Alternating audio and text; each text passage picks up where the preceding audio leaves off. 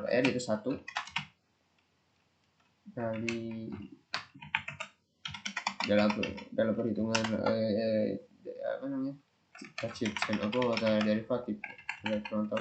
Yang pasti setiap gradien harus melakukan akumulasi untuk penyesuaian ukuran atau mungkin terjadi ketika gradien melebihi dan memiliki ya ternyata suatu operasi derivatif atau chain of rule memiliki lebih dari satu gradien, kita hanya perlu menambahkannya saja. Kalau dalam matriks mungkin kita coba menyesuaikan dengan bentuk tensor awal, tensor gradien operasi awal ya dengan cara melakukan operasi penjumlahan atau mungkin melakukan dimensi tambahan. Agak rumit ya.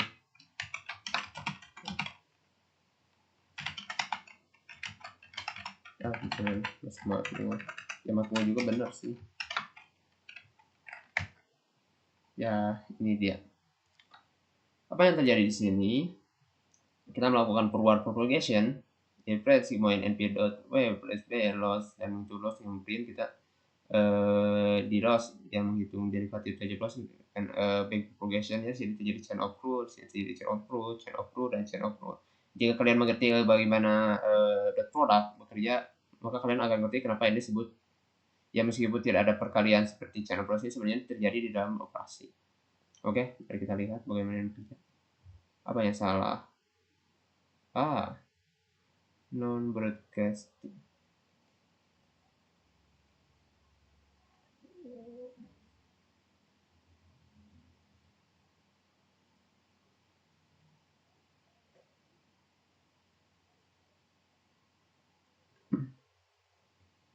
Kenapa bisa nomor L set 25 decimal cm?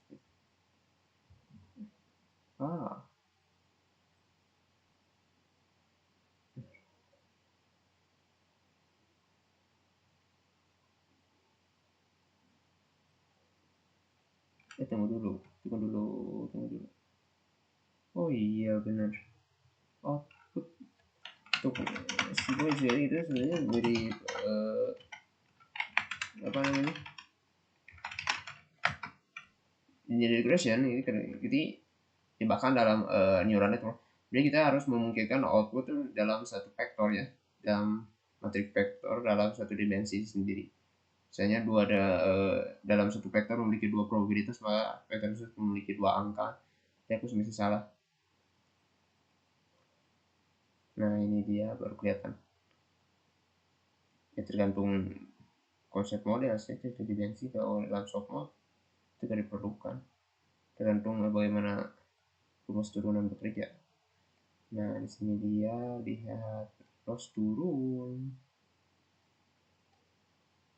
Semakin kita training, dia semakin mampu mengenali fitur bagaimana kategori 0 dan 1. Ya, beginilah dia. Nah, lihat. Mari kita melakukan sampling ya, untuk melihat. Aku lupa. Plot. Ini ya loss-nya ya. Bagaimana loss bekerja? Bagaimana training terjadi? Kira-kira seperti ini.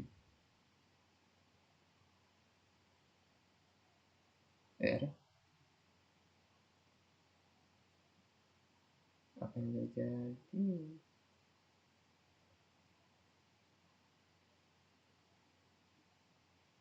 Tidak loss.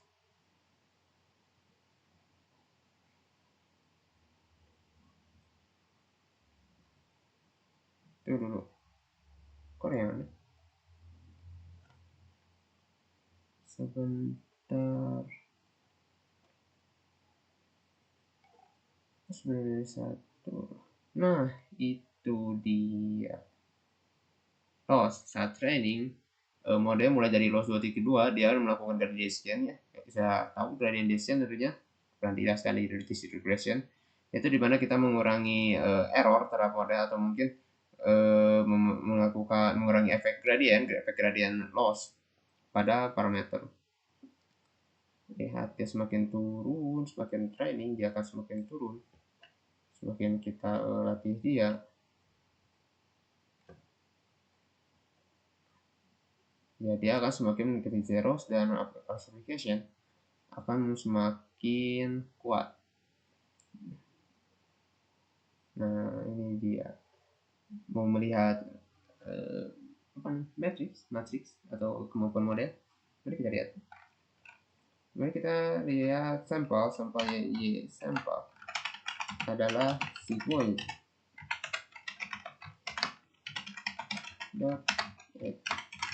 Ambil seluruh fitur terhadap 5 data. Bukan. Ambil sebanyak 10 data dari fitur pertama. Dari data awal. Ya, 10 data pertama maksudku. Ya perhitungan linear. Dan ini ya hasilnya. Maaf. Jangan 10 deh. Nah, ini dia. 100 deh. Nah, ini dia. Hasilnya itu ini kurang jelas ya. Karena kalau kita melihat dari loss mungkin agak kurang enak dilihat. Oke, gak apa-apa, gak masalah. Kita lakukan np.where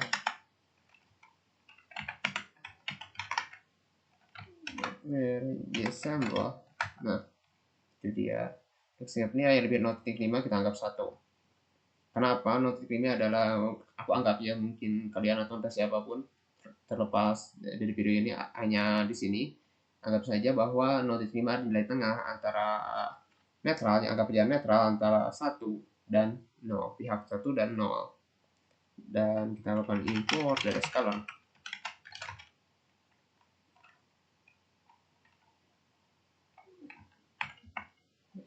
Sudah, nanti ini aja matrix.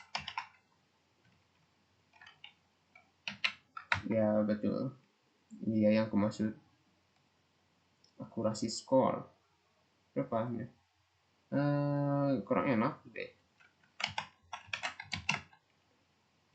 Classification report, kita lihat mana classification report.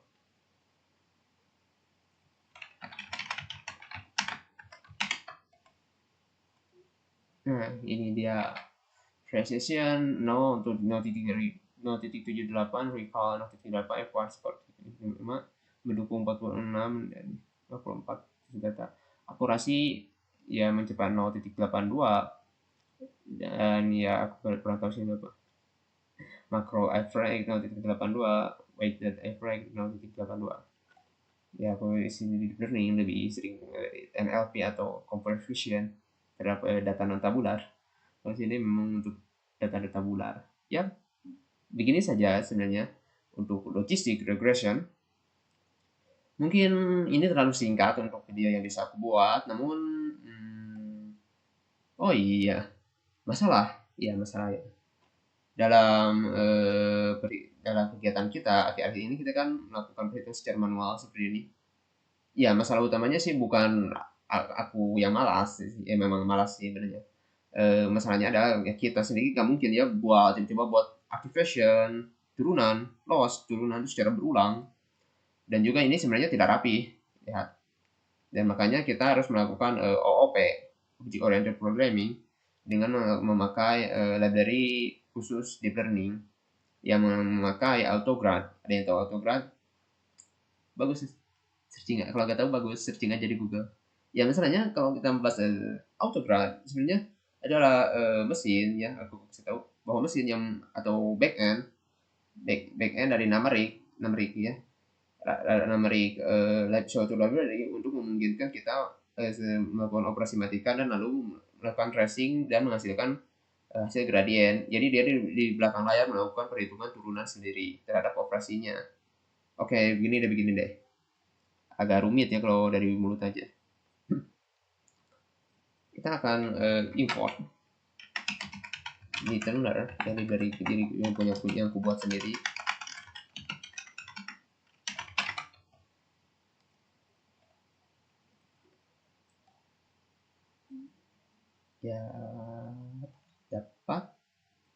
Oke, begini. Asumsikan bahwa A adalah, oh iya, kenapa aku belum import liter ini.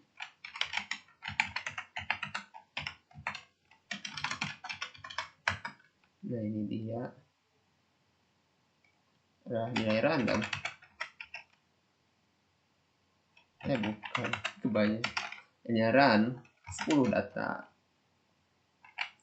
ya, dan masing-masing juga, yang dimana ini adalah sebuah tensor atau array ya, apapun itu. Aku lebih suka menyebutnya tensor karena lebih enak sih buat tensor ya dalam dunia neural network yang gradiennya aktif. Maksudnya apa? Dia tercatat sebagai tensor yang aktif dalam perhitungan gradien. Artinya apa? Dia akan bisa memiliki turunannya sendiri, ya, operasi turunnya itu sendiri.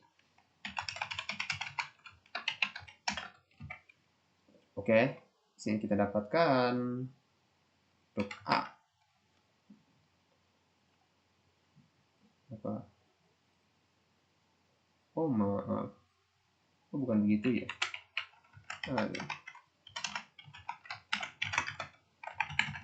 Tapi tidak memberikan hitung apapun.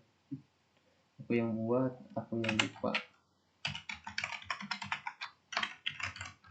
Memang sudah lama tidak aku maintenance, jadi masih ada bug. Lihat, untuk sebuah nilai yang ternyata diaktifkan gradien, dia akan memiliki backward class sendiri ya. Ini metode ya.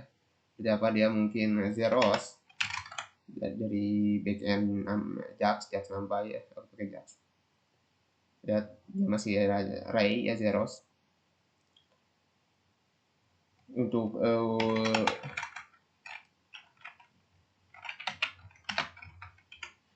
array ya, tensor yang tidak aktifkan gradiennya, dia tidak akan memiliki backward class. Dia memang tidak dimaksudkan untuk memungkinkan engine grad ya mencatat operasi matematika dan memberikan dan memungkinkan engine grad untuk menghitung operasi turunannya sendiri. Oke, kita mulai. C ternyata adalah hasil apa ya, enaknya apa, yang sumpro deh, aneh, karena ada hasil perkalian A dot B yang didapatkan C. C memiliki turunan dari operasinya sendiri, yaitu apa? Multiple, atau maksudnya ada perkalian. Dan D ternyata asal sum dari C dengan aksis ya dimensi 1. Dan apa yang kita dapatkan? Ya, betul. Ternyata ini adalah hasil backward, yang telah hasilnya memiliki backward sum. Ketahuan ya di sini bahwa backward class-nya ada sum product. Nah, di sini kenapa kita harus pakai, kenapa kita mulai memakai library ini? Kita akan menghitung kemudian backward class langsung tanpa harus menghitung backward class. Jangan dulu deh. Ya, kita punya akan main-main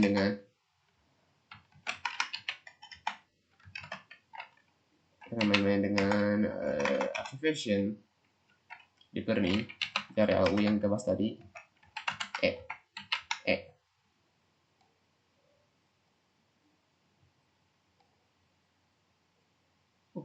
Maaf.